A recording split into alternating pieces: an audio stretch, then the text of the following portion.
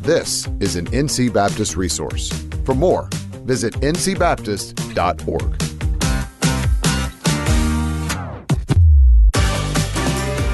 Welcome to the NC Baptist Podcast, the podcast designed to engage with ministry leaders around topics that will explore approaches and resources to help us be on mission together. It's because of your generosity that this resource is available. Learn more at ncbaptist.org/give or contact us at communications@ncbaptist.org.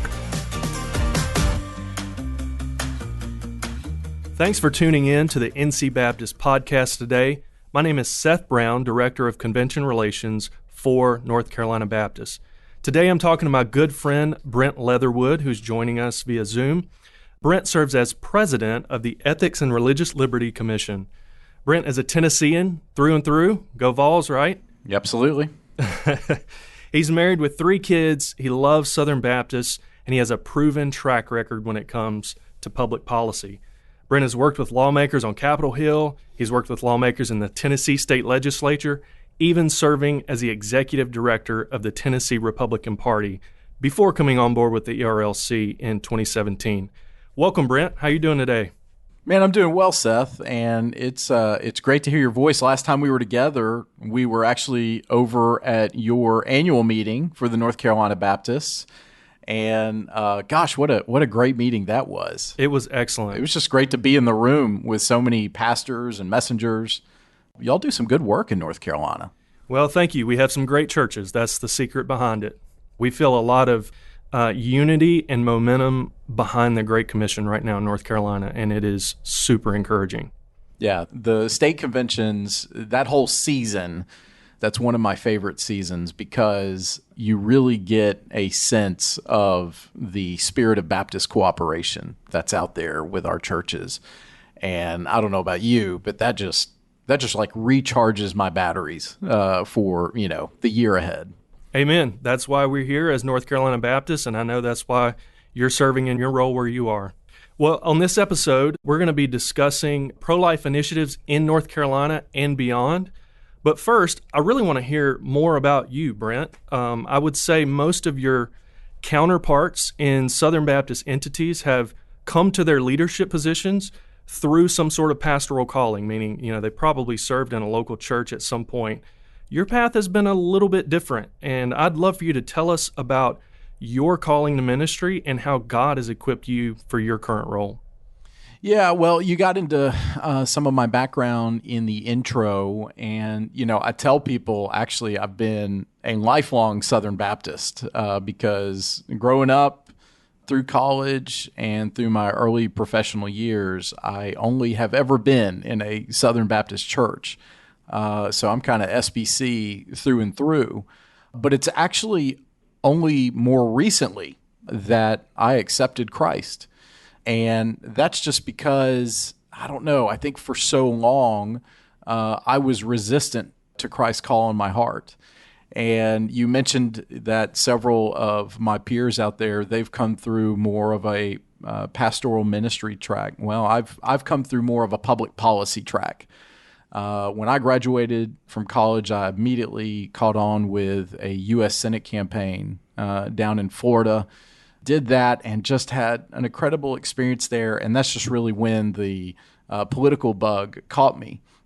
But even through all the campaigns that I've worked on, I think most folks would assume, oh, well, he just loves politics. Actually, no. What I love is good public policy that actually helps people. And I just see politics as the vehicle towards electing good people to office who can enact good policy. Well, part of my time was spent on Capitol Hill in Washington, D.C., and I was there for a few years. I was a senior member of a staff for a member of the House. And looking back on it, I now realize what it was. God was telling me, you are doing some good things here, but this is not the journey that I have for you. And at that time, I was about 27 or so, and I really wanted a family, but I was getting increasingly this sense that I was actually not going to get a family in Washington, D.C. And I think God was really impressing upon me that he had something else for me. He had a different path for me. And so he was calling me away from Washington, D.C. and back home to Tennessee. And moved back here and honestly had no job prospects or anything. And I think that was, again, it was just evidence that God was telling me to follow him and just, forget everything else I was doing in D.C. After a while, kind of got back into public service. But what was most important was when I came home, I landed at my church, which is Brentwood Baptist Church. And there really just started focusing on what was most important, which was my relationship with the Lord. And it was actually not too long thereafter that I just surrendered to Christ and was baptized by my now pastor at the Church of Avenue South. And I think that God has kind of brought these streams together where I've started to kind of rightly prioritize things, which is my walk with Christ and how the gospel has just set my heart aflame for the Lord. But then also God has revealed to me that he wants me to use my vocation to help introduce people to the Lord. And so that's how I've kind of gotten to this spot. About 6 years ago, I was invited to come be a part of the team at the Ethics and Religious Liberty Commission. And honestly, this institution, this Baptist institution that has existed for over 100 years, it just feels like home to me because we have a team of individuals who are motivated by the gospel and they want to tell the world about Jesus and they want to make the world a little bit better place as they do so. And it's a group of folks who want to serve the church first and foremost and think through ways we can help our pastors understand these complex issues that are out there in the public square. And as we do so, help people know a little bit more about our good and gracious Jesus. And so that's a little bit about my story. Amen. Thank you for that. This is a topic for another podcast episode, but I, for one, am thankful for godly lay people with competencies and skill sets like yourself who just want to serve the church through various avenues in Southern Baptist life. And so, man, thank you for that. It's good for me to hear a little bit more about your story and for our listeners as well. Well, this episode will be airing in January, and that means Sanctity of Life Sunday will be right around the corner, which gives us a great opportunity both to look back on the state of pro-life initiatives and to talk about what's coming for the future. 2022 was a huge year for the pro-life movement. The U.S. Supreme Court issued a ruling in the Dobbs case that overturned Roe v. Wade, a decision from 1973 that legalized abortion nationwide. The overturning of Roe v. Wade was a moment that millions of Christians had prayed for almost 50 years. Brent, I would love for you to take just a moment to reflect on the significance of that and then just give us an idea of what that means for the future.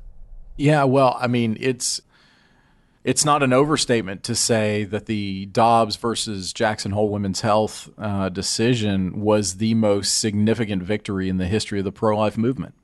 For 50 years, Christians have prayed for this. They have advocated for it, and they have done everything possible to bring this moment about. And I'm just so thankful for all of the individuals who have come before our generation that didn't give up when Roe was decided and didn't say, well, this is just the way it has to be. And instead, they slowly just advanced the ball legislatively and through legal decisions. And they kept speaking to the consciences of policymakers and leaders in our culture to say that child in the womb is actually the most vulnerable and defenseless neighbor around us.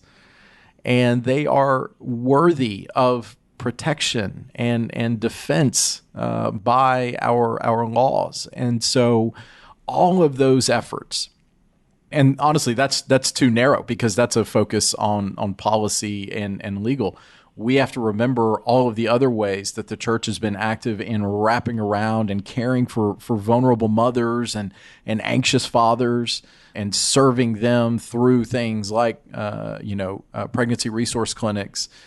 So all of those efforts in total have culminated in this moment.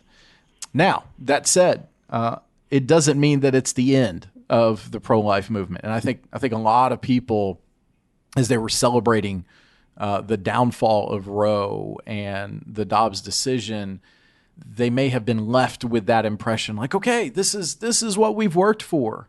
Well, no, there are far too many of our preborn neighbors that are still left in extremely vulnerable positions.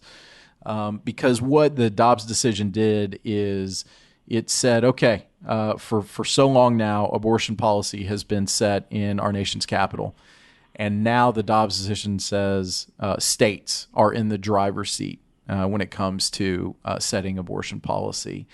And so there's a fair number of states that have almost overnight chose life, and their legal infrastructure almost shifted to being pro-life.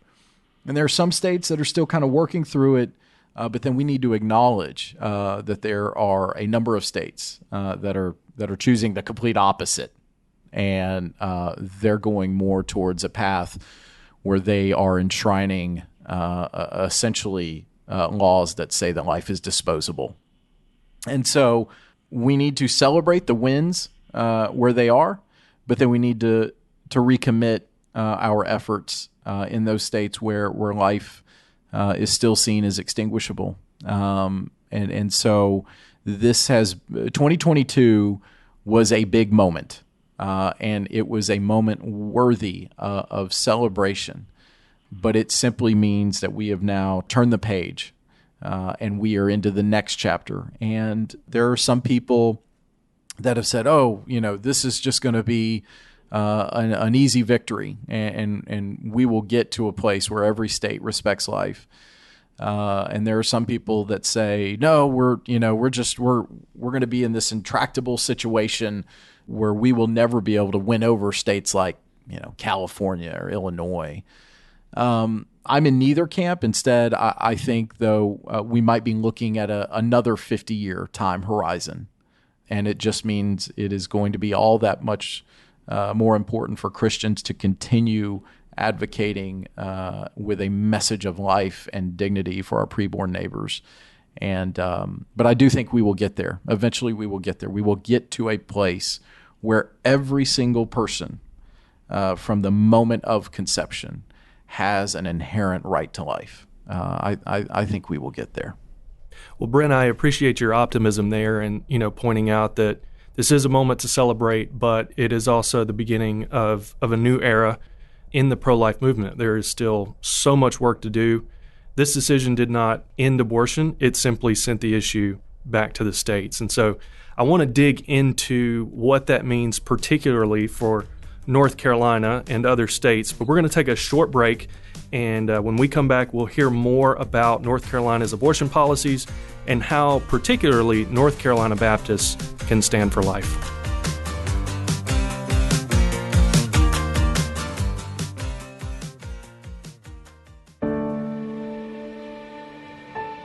The Every Child Foster and Adoption Ministry trains families working through the local church to bring the hope of Jesus Christ to a needy child through adoption and foster care.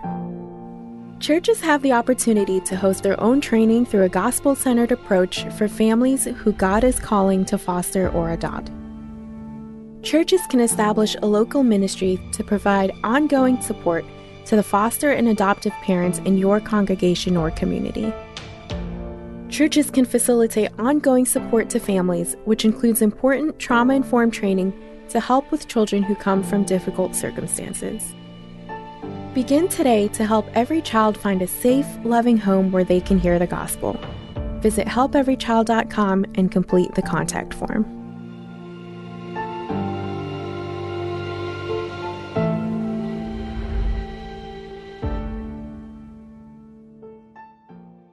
Well, welcome back. We're going to dig into North Carolina's abortion policies and how NC Baptists can stand for life. North Carolina law allows abortion up to 20 weeks of pregnancy and then carves out some exceptions after that point for instances where the mother's life is in danger.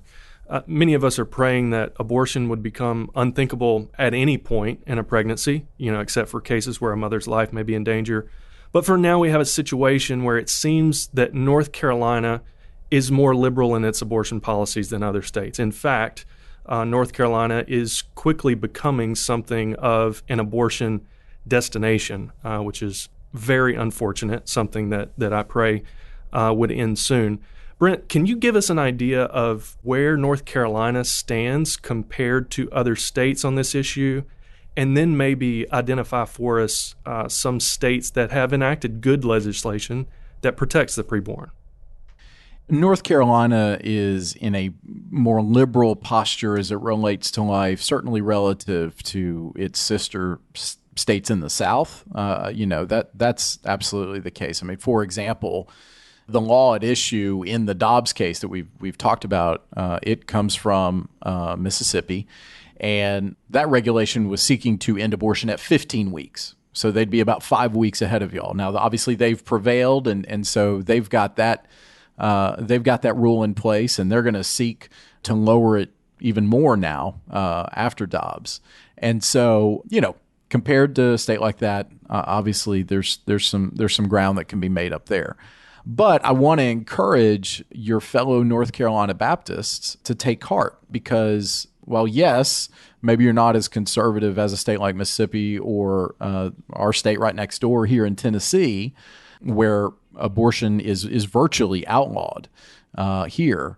You are far more conservative than some states in the broader context of America. I mentioned two earlier. California and Illinois come to mind. Illinois is an abortion destination at this point. As a matter of fact, there are studies showing that some mothers from states like Tennessee or Alabama or Arkansas are actually driving up to Illinois to procure an abortion. And this is such a phenomenon that Planned Parenthood has now gotten into the mobile abortion business. They have a mobile unit that they are putting in southern Illinois to direct mothers there. I mean, that's terrible. And in California, again, to give you another point of comparison, in their legislative session, they've been going back and forth about whether a child who is born can be murdered and somehow that not actually be considered murder. Basically, the child would just be left to die on the table after being born. And so, I mean, you and I know this, but even if we were talking to a secular attorney, that under any definition should be seen rightly for what it is, infanticide. And so in a state like California, that makes North Carolina look very conservative in comparison. So, just let me offer it like this. Y'all have got some ground to make up, and you certainly there's opportunities there for North Carolina to get into a better position with respect to life. But you're not as far off as states like Illinois and California, where we need to be in earnest prayer for those states. And, I want to say we're talking about specifically about abortion and the actual procedure of it and regulating that. But there's this whole aspect of wraparound care that could be reflected in policy in a state like North Carolina and others. And so I would point to, there's a couple that come to mind. So for example, in the state of Georgia, they have now changed their tax law to recognize a preborn life for tax purposes for mothers and fathers. And so just doing something like that is an anchor within their state code that says that this life is going to be recognized by the law. And then in a state like Utah, for example, Utah has mandated that fathers, whether they're in the picture or not, they must pay half of the costs associated with a pregnancy. And you might think to yourself, okay, well, yeah, I mean, we're certainly for fathers fulfilling their role, but I don't understand why that's so important. Well, the reason it is so important is because studies show if mothers feel like they have support, they are more likely to choose life for their preborn child. And just another kind of added evidence of why this is such a pro-life and pro-family policy. Guess who was the number one entity out there fighting against this proposal? Planned Parenthood. Because they know if fathers are in the picture, whether it's fully as fathers involved in the lives of their child, or even from a distance and merely paying half of the expenses, they know that more lives are likely to be saved. And so, of course, they're going to be in opposition to that. So those are just a couple. I mean, there's more, but those are a couple of policy solutions that have been advanced in other states out there where there might be an opportunity to do more than just regulate the procedure of abortion, but actually begin to change the nature of the law itself, the legal environment itself in North Carolina, to truly create a culture of life in your law. And I think those are important for policymakers or folks who care about policy to advance some ideas similar to that. Yeah, thank you for that, Brent. I asked that question because I hope that hearing what other states are doing, and especially in terms of what you call wraparound care, would stir up the imaginations of North Carolina Baptists, of residents of North Carolina, of our lawmakers to think more creatively and enact policies that truly care for preborn and for vulnerable mothers. We have to think creatively and godly as we approach these issues.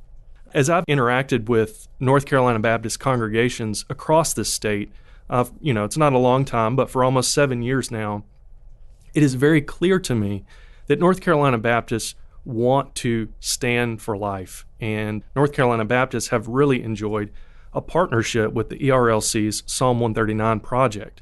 Last year, we were able to place 2 ultrasound machines in pregnancy centers through Psalm 139.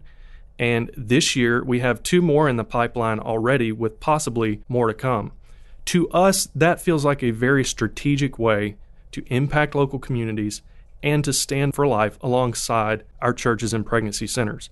I would love for you to tell us how, maybe from a local church perspective, how can local churches become more involved in the Psalm 139 project, and then maybe talk about some other ERLC ministry areas that you're excited about for 23? Yeah, so, look, y'all's tagline, your motto in North Carolina is on mission together. And y'all live this out in so many different areas. And I just want to commend y'all for doing that, because it's not just about, sending missionaries overseas, although that's incredibly important, or planting churches around North Carolina, although that's incredibly important. The gospel should spill into so many areas of our life. And I think that's what that On Mission Together embodies. And y'all certainly do this in the area of life. And I'm so thankful for, the leadership that you provide there on a day-to-day basis. Certainly your executive director, Todd Unzinger, and just the thoughtful and wise visionary leadership that he is providing there. And so our Psalm 139 project, it is a ministry of the ERLC. It was started actually under one of my predecessors, Dr. Richard Land. And he just felt, man, there's got to be a way above and beyond what we are able to do on a daily basis, where if our fellow brother and sister Baptists just want to give more resources to help these pregnancy resource centers that are out there that are serving these mothers and helping these anxious fathers and shepherding these families through these situations where they're anxious or they're asking questions or they may not know what to do. He just wanted to develop a way to help them. And so the Psalm 139 project was born. And we don't use any of our cooperative program funding for this. This is just out of the overabundance of folks around us who just want to give more. And each of these dollars, not many initiatives out there can say this, but every single dollar that comes into the Psalm 139 program goes to one of two things: a machine, a life-saving ultrasound machine, or training for the people who are using that machine at these pregnancy resource clinics. And those visits to those centers always just, they're so invigorating, and they're so confirming and affirming that this work has to continue. And a few years ago, before the Dobbs decision was really even thought of, we decided, hey, we're coming up on the 50-year mark of the disastrous Roe versus Wade decision. And our team, under our former leader, Russell Moore, we decided, you know what, to mark that moment, because we suspected it would be such a big cultural moment where everyone's attention would be focused on abortion. We wanted to meet that moment by placing 50 ultrasound machines ahead of that 50-year mark.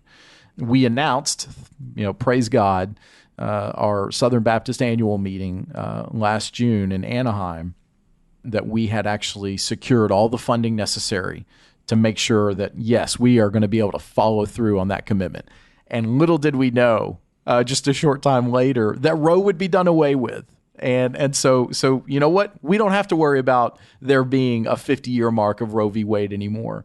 But we're going to continue with this ministry because of situations like we talked about earlier, where we know Planned Parenthood is hitting the streets and continuing to target and prey upon vulnerable mothers. We need to meet them where they are and meet them with the hope and the grace of Jesus Christ first and foremost, but then come alongside these medical professionals, these nurses, these skilled workers, these dedicated volunteers at these pregnancy resource centers, and give them the tools that they need to help these mothers choose life. And so that's what the Psalm 139 Project is about, and I'm just so thankful for the partnership that we've had in North Carolina to place multiple machines all across the state, from Appalachia, the Piedmont, over to the coast. It's been so great, and I hope that continues. And if there's any North Carolina Baptist or anyone else who feels compelled after hearing this, like, man, I want to be engaged with that, we would love to have you engage. Just go to Google, type in Psalm 139 Project. It'll take you right to our site. And we're just so thankful for the hundreds, thousands of individuals who have come alongside us in the Psalm 139 Project to place these machines all across the country. We want to do more. As a matter of fact, we've kind of cast a vision to say in those states like Illinois, we need to place machines especially there as well. And so that's what we're trying to do. Well, we have thoroughly enjoyed that partnership. Like I said, to us, this feels like an incredibly practical, strategic way to stand for life, to serve preborn babies. And Psalm 139 has been just such a wonderful partner in this, both organizations, initiatives that are convictional Southern Baptists, that are mission-minded, and we're just really thankful for that. Anytime we talk about this, I have in my mind the people that are serving in those pregnancy centers day in, day out, in the trenches, standing for life, the smiles, the tears that they have on their face when they have partners that are coming alongside them saying, we care about you, we want to help you, we're standing for life beside you. I think it's a really incredible partnership. Well, and then you also asked with that, other areas that I'm excited about. Just real quickly there. So I mentioned before, this commission, it's been a essential Baptist institution for well over 100 years now. And we've gone recently through a season of transition. And, I was named president by our trustees back in the fall. And so I've been very purposely and thoughtfully using these initial months to just kind of reconnect with our churches, first and foremost, talking with pastors, understanding more about their experiences, what they need from the ERLC, and how we can best serve them. And so that's going to continue. I want us to continually be connected with our churches. And part of our mission statement is to be alongside churches and assisting them, to help them understand the issues at play and the moral demands of the gospel. And then comes the second part of our mission. It is from that work that we speak into the public square. So we speak from our churches. And so we are the Baptist voice in the public square. And to put it another way, when you go to your church and you faithfully and sacrificially give in the offering plate or online, however you give to your church, it goes through the cooperative program, and that helps to fund missionaries, that helps to fund church planting efforts, that helps to fund theological education, and it also helps to fund this institution that ensures that the SBC has a bold, convictional, and grace-filled voice in the public square. And so that's what we're doing. I'm building a team that reflects that. And I think our responsibility as we get reconnected with all of our churches and speak from that is to speak in the public square with a distinctly Baptist voice. And I think that's important, because I think that there is something that, as a Baptist, our views on the world, I think it does bring something unique to the public square. And I want to emphasize that in our public policy advocacy. Some folks, they like to say, oh, well, we're the lobbyists for the SBC convention. Well, no, we're actually not that. We're not registered lobbyists at any level, federal, state, otherwise. But instead, we are advocates in the public square. And we build relationships with policymakers and with their staff. And that's probably the thing that somewhat is hidden from public view. A lot of our work is very much done in public view, but there's an aspect of it that I continually remind the team, continually remind folks around us, that as we are having these conversations about policy solutions that we're advocating for, and meeting with folks, policymakers, their teams that may agree with us or may disagree with us, I don't ever want us to lose sight that those conversations, they actually might be an opening to share the gospel. And that's what I want us to be about first and foremost, is just always being attuned to how the Lord might be using those opportunities. And I think back on my days on Capitol Hill in Washington, D.C., and I just think, man, if I had interacted with someone at this commission, gosh, that would have been so helpful. And so we want to be a resource to those individuals, but we also want to be messengers of hope for those people. And that's what we are. In effect, we are being sent into the public square by the SBC, and that is an awesome privilege that we've been asked to carry forth with. Well, Brent, I'm very thankful for your leadership. I'm proud of the ERLC and all that it's doing, and I'm excited to see your and your staff's ministry unfold into 23 as you continue to stand for life and for religious liberty. Before I let you go, we'll end on a lighter note. I have a bonus question because we both know that spring training is around the corner. I know you're a big Braves fan. How are you feeling about the 23 season? That's right. Well, pitchers and catchers, they'll be reporting in just a few weeks. So I can tell you I will be even more excited. No, I'm always optimistic about the Braves, but I got to be honest, I'm still overjoyed at their 2021 World Championship. So I'm still living off of that. Just ride that wave. Yeah, I am the eternal optimist when it comes to being a Braves fan. And my wife probably doesn't necessarily want them to be quite as successful, because I plead with her that, when they do things like win a league championship or a world championship, we need to buy all of the requisite paraphernalia to mark that moment. And so she probably wants I'm actually surprised I don't see any in your office right now. Oh, yeah. No, it's my Braves jacket's right here on the back of the chair. Yeah, so no, it's never far out of view or out of reach. Wonderful. Well, Brent, thank you so much for joining me today on the NC Baptist Podcast. For our listeners, if you want to learn more about the ERLC's life initiatives or any of their other ministry areas, visit erlc.com/life. And we want you to know it's because of the generosity of NC Baptist, we are able to provide tools and resources that help defend vulnerable preborn babies made in the image of God. I want you to keep an eye out for upcoming news and information at ncbaptist.org about life initiatives across the state. We are on mission together. Thank you so much for listening.